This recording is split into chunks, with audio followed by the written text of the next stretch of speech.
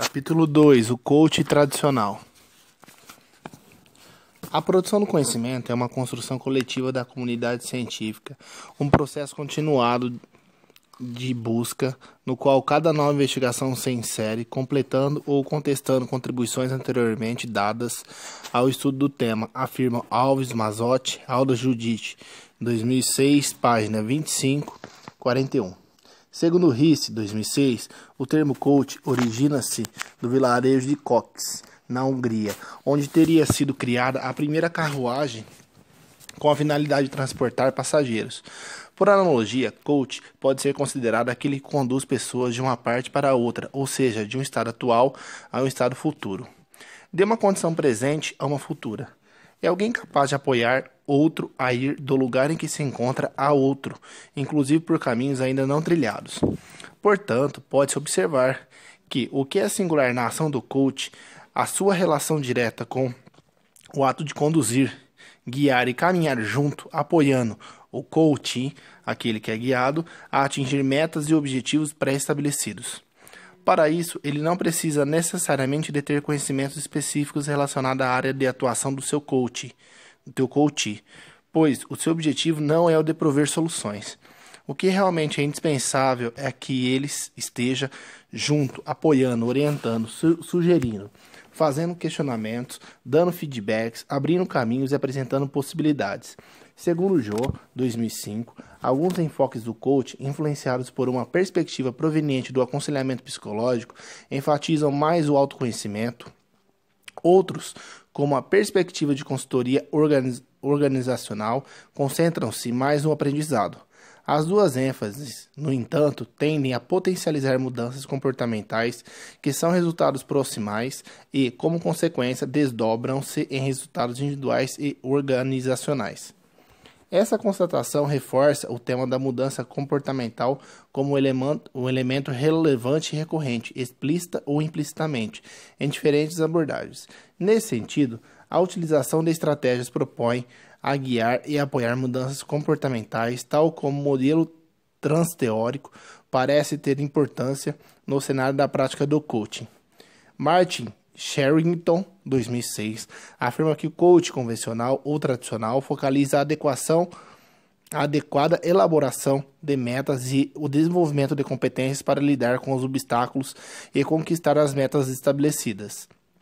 Segundo o mesmo autor, o coaching integral vai além disso, pois significa a capacidade de mobilizar o hemisfério esquerdo, cognitivo, racional, lógico, intelectual, em direção às mudanças e conquista de usar completamente o hemisfério direito, emocional e intuitivo, na mesma direção e intensidade.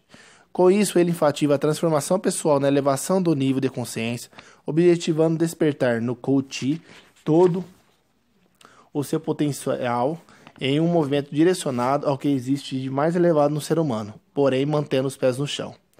Anthony Robbins, em seu livro Poder Sem Limite, 1985, afirma que crenças são os filtros pré-arranjados e organizados para as nossas percepções do mundo. São como comandos do cérebro. Quando acreditamos com convicção que alguma coisa é verdade, é como se mandássemos um comunicado para o nosso cérebro de como representar o que está ocorrendo. Normalmente, acredita-se a religião, a esfera espiritual ou algum credo específico ou conceito de crença. Já na Grécia Antiga, Platão defendia que o conhecimento parte sempre de uma crença, de uma convicção. De forma mais genérica, crença pode ser definida como um sentimento de certeza sobre algum significado, sobre pessoas, comportamentos ou sobre nós mesmos. A experiência comportamental dos indivíduos sugere a convicção de que as atitudes humanas e o seu modo pensante estão ligados às suas crenças ou forma como pensam. Já o coaching vai mais além e atribui o comportamento e a comunicação das pessoas como resultantes do que pensam, sentem e creem. A neurociência sustenta que as percepções humanas têm um conteúdo sólido e que passam através dos filtros pessoais e tudo que nos cerca e nos diz respeito são percebidos através dos sentidos e interpretados na mente de forma muito pessoal. Talvez isso explique a origem dos medos, das fobias, a determinadas situações de pânico, simplesmente porque o cérebro não distingue o real do imaginado. Normalmente as pessoas atribuem ao passado ou alguma circunstância causas externas de felicidade ou infelicidade, riqueza ou pobreza que determinarão peremptoriamente o destino e a vida delas. Por outro lado, estuda-se na PNL e no coaching que as crenças podem ser classificadas pela consciência da própria crença, que pode ser consciente ou inconsciente, pelas suas relações com causa, significado e identidade, ou sobre expectativas do objeto desejado, da autoeficiência e sobre reação. Este cenário deve origem às clássicas crenças limitantes e crenças fortalecedoras. Crenças limitantes são todas as que restringem os recursos ou impõem obstáculos mentais em relação a metas, objetivos e desejos importantes, conscientes ou não. Questiona-se se esses impedimentos são reais ou se escondem sob uma crença consciente, aceita pela mente, mas não menos prejudiciais à vida das pessoas que impedem seu progresso. Já as crenças fortalecedoras ou recursos são as que impulsionam as pessoas rumo aos objetivos traçados, alimentando a paixão que as move e facilitam assumirem o controle de suas vidas em direção à realização de suas metas. Essas crenças funcionam como combustível para o sucesso, se fazem presentes na vida das pessoas. Essa realidade impõe alguns posicionamentos às pessoas frente à necessidade de elas terem que destruir essas crenças limitantes que restringem suas capacidades reais. Essas crenças normalmente estão associadas a sofrimento, a miséria, a solidão, a tristeza, a angústia, a dinheiro, entre outros fatores. Esse é o campo propício ao coaching, que através de perguntas poderosas e sabedoria, o coaching leva o seu coachee a descobrir os motivos reais de tantas crenças limitantes e se ele quer continuar assim ou como agente do próprio destino, não prefere dar uma guinada para um mundo de possibilidades limitadas apenas à sua fé. O coach possibilita a libertação do passado e dá um novo significado ao fazer com que o coachee entenda que ele é o único responsável pela vida dele, por tudo que houve e viveu até agora. E que a mudança acontecerá no momento que ele desejar e sentir pulsar no fundo do seu ser e assumir-se como arquiteto do seu destino e passará a viver de acordo com o que acredita. Anthony Robbins sustenta que não podemos permitir que nosso poder interior seja diminuído ou que continue inativo, porque ele próprio é uma prova viva de que quando dirigimos o nosso foco rumo aos nossos objetivos, eles são plenamente realizados. Quando acordamos para a realidade de que detemos recursos interiores poderosíssimos, passamos a fazer diferença em nossa vida e na vida das outras pessoas. O autor oferece ainda noções básicas de poder para criar melhorias duradouras na qualidade de vida, concentrando o foco nas áreas da vida que causam maior impacto. 1. Controle emocional, usando-o como instrumento poderoso que ajuda a desenvolver um alto potencial. 2. Controle físico, usando-o como controle de saúde que ajuda não só a ter boa aparência, mas também um corpo que irradia vitalidade e permite que alcance o sucesso desejado. 3. Controle dos relacionamentos, descobrindo que valorizamos mais as expectativas e as regras que conduzem o jogo da vida e como tudo isso se relaciona com as demais pessoas. 4. Controle financeiro, para moldar um destino financeiro de abundância, afastando qualquer síndrome de escassez e experimentar os valores e emoções essenciais para se atingir a riqueza, conservá-la e expandi-la. 5. Controle do tempo para adquirir flexibilidade e sabedoria para mudar o que for preciso ser mudado. Tais decisões controlam o destino, o que focalizar, o que as coisas significam para nós, o que fazer para criar os resultados que desejamos. O cérebro desenvolve um sistema interno para tomar decisões. Atua como uma força invisível, dirigindo todos os pensamentos, ações e sentimentos, tanto bons quanto maus, a cada momento da vida. Uma das decisões mais importantes para assegurar felicidade a longo prazo é aproveitar o que a vida dá no momento, decidindo se empenhar por resultados a longo prazo em vez de soluções a curto prazo. Utilizando essas forças, podemos desenvolver mudanças duradouras. Quando nos encontramos em um estado emocional intenso, qualquer coisa específica que ocorra de modo sistemático criará um vínculo neurológico importante de longo prazo. São nossas decisões e ações contínuas que farão a diferença em questões como a capacidade de cuidar de tudo que nos é caro e aprender a viver em harmonia com o meio ambiente. A fim de promovermos mudanças amplas e profundas, tanto no plano individual como no coletivo, se faz necessário que nos empenhemos numa melhoria constante e incessante para conseguirmos fazer diferença ao longo da vida. O atual estudo é muito denso e profundo, focado nos tópicos que dão embasamento à sustentação aos pilares que Anthony Robbins defende de que a prática desses fundamentos pode promover uma verdadeira revolução nas crenças e comportamentos humanos. Passa-se a acreditar que a chave para a realização da felicidade é trabalhar o foco e ter a estratégia adequada para se entender que poderemos ser criadores do mundo que nos cerca e não meros espectadores da realidade. Quando assumimos essa postura proativa, passamos a enxergar de forma cada vez mais clara que surgem imensas e incríveis oportunidades para a nossa capacidade criativa. Quando assumirmos esse sentimento de certeza absoluta de nossa força interior, passaremos a acreditar que seremos capazes de realizar coisas tidas como impossíveis por nós mesmos. Existem pessoas que querem mudar de vida, que querem algo diferente, mas não sabem exatamente o que mudar e nem por onde começar. Sem clareza e sem definição do que se quer e onde se pretende chegar, é impossível acontecer mudança. É angustiante a sensação de fazer a mesma coisa todos os dias, sem impacto de ver o resultado.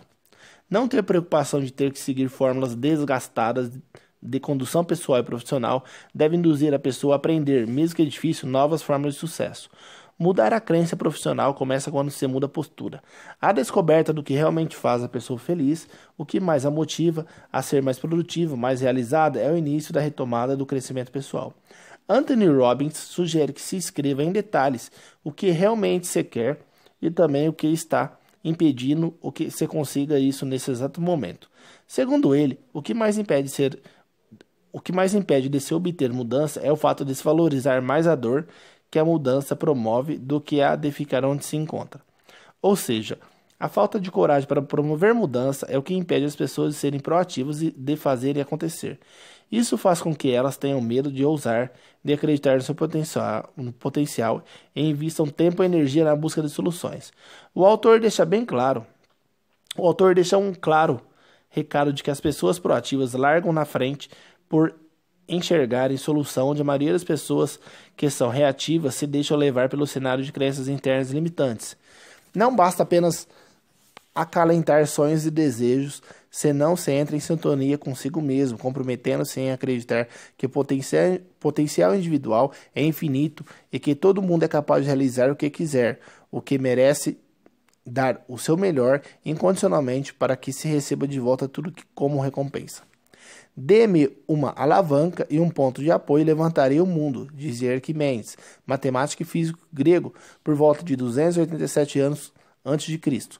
Faz-se necessário entender que a mudança não é uma questão de mera capacidade pessoal, mas de motivação.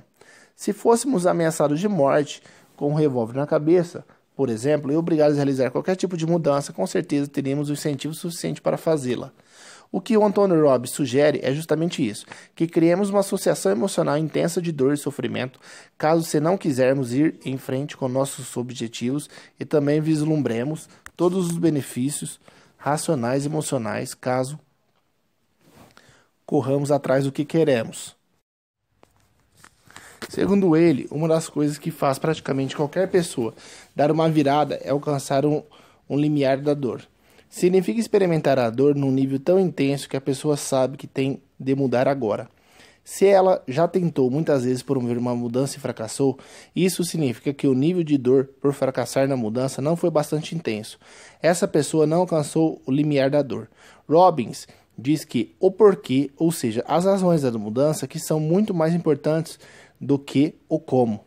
Se reunirmos um conjunto bastante forte de razões para mudar, podemos mudar rapidamente algo que levamos anos sem conseguir mudar. O passo 2 deve ser completado com as seguintes perguntas. O quanto vai me custar se eu não mudar? E se eu mudar, como isso fará com que eu me sinta em relação a mim mesmo? Após obtermos razões suficientes, precisamos mudar o comportamento limitador. Se continuarmos fazendo as mesmas coisas sempre, nunca obteremos resultados diferentes. O que Robbins propõe no terceiro passo é romper o padrão, de preferência da forma mais clamorosa possível. Se você quer parar de beber, por exemplo, quebre todas as garrafas que tem na sua casa, jogue tudo na pia, tire fotos disso e publique. na internet, assumindo um compromisso público de passar a visitar os alcoólicos anônimos, mesmo sem ser alcoólatra. O que fica nisso tudo é causar impacto e simplesmente parar de fazer o que você fazia antes. Assim, o hábito de fazer aquilo dia após dia vai se enfraquecendo até sumir. Difícil conseguirmos ficar muito tempo sem fazer nada. Se você decidir cortar o excesso de videogame, parar de assistir televisão, deixar de navegar em sites de fofocas ou se desvencilhar do Facebook e do Instagram, já é um bom começo. Se não criarmos alternativas para o que vamos fazer, quando deixarmos de lado os velhos hábitos, cairemos no tédio e nosso cérebro vai começar a considerar que o padrão anterior era mais prazeroso. O próximo passo é criarmos alternativas fortalecedoras, substituindo hábitos antigos por hábitos novos. Em outras palavras, evitando a todo custo tudo que pode nos tirar do foco, ou seja, criando atos congruentes ou pertinentes com nossos novos atos e novas posturas comportamentais. Nós humanos somos criaturas de hábitos. Isso pode ser ruim quando os hábitos são negativos, mas pode ser muito bom quando os hábitos são positivos. Quando começamos a praticar novos atos e atitudes fortalecedoras, a vida vai ficando mais simples. O cérebro vai ficando condicionado ao novo hábito até que, dentro de pouco tempo, ele se torna parte de você. Especialistas dizem que se leva entre 21 e 66 dias consecutivos para formar um novo hábito. Todo começo é sempre o mais difícil, mas dia após dia vai ficando mais fácil. Pense sempre no longo prazo. Se você adotar novas posturas alimentares e passar a praticar exercícios físicos regulares e seguir consistente nesse ritmo, como estará sua saúde física em poucos anos e como será seu corpo nos próximos 6 meses? Todo padrão de emoção ou comportamento que seja reforçado de um modo contínuo se tornará uma reação automática e condicionada. Qualquer coisa que deixarmos de reforçar acabará por se dissipar. Existem pessoas que carregam as dificuldades como se fosse algo enraizado, um presente, algo que não deveria acabar e que se relacionam com suas apreensões como se fossem íntimas. É bom que se saibam que suas fraquezas não nasceram para morrer com elas e, portanto, não devem tê-los pelo resto da vida. Faça indispensável que tenham à disposição para realizarem periodicamente revisões e estratégias de recomeço e que comemorem cada conquista, cada momento, e se alguma coisa ainda não está funcionando, comecem de tudo de novo, até conseguirem o que querem. Lembrem-se que o processo de mudança não é apenas sobre o destino, é sobre a jornada até ele. Mudar é impossível, fácil ou necessário. Vários fatores contribuem para a mudança e inovação, tanto de ordem interna como obedecendo a fatores externos. Nos dias atuais, tornou-se muito clara a extrema importância da relação entre o indivíduo, a sociedade e o seu ambiente, onde nesse processo a pessoa pode interagir com seu ambiente em diferentes formas e direções, seja contribuindo para melhorar ou para piorar e prejudicar suas condições de vida. As mudanças no ambiente acabam por forçar mudanças na sociedade. As sociedades, ao longo da história, tiveram a necessidade de ajustar-se às mudanças no ambiente. A própria dinâmica das forças no interior das sociedades faz parte da própria condição do ser humano e impede que a sociedade permaneça estável permanentemente. Primeiramente, na transmissão da herança cultural de uma geração para outra, onde ocorrem alterações de vários tipos. O coach comprova que os indivíduos são passíveis de mudanças de crenças e formação dos hábitos, na aprendizagem dos costumes e na recepção das informações ao longo de seu crescimento e desenvolvimento. Os seres humanos, aparentemente, por sua própria natureza, são motivados a tentar novos padrões de ação. Muitas vezes, a motivação é a simples curiosidade que pode ser intensificada pelo mundo cultural. As pessoas buscam maximizar suas recompensas, isto é, ganhar mais e melhor com os resultados de suas ações.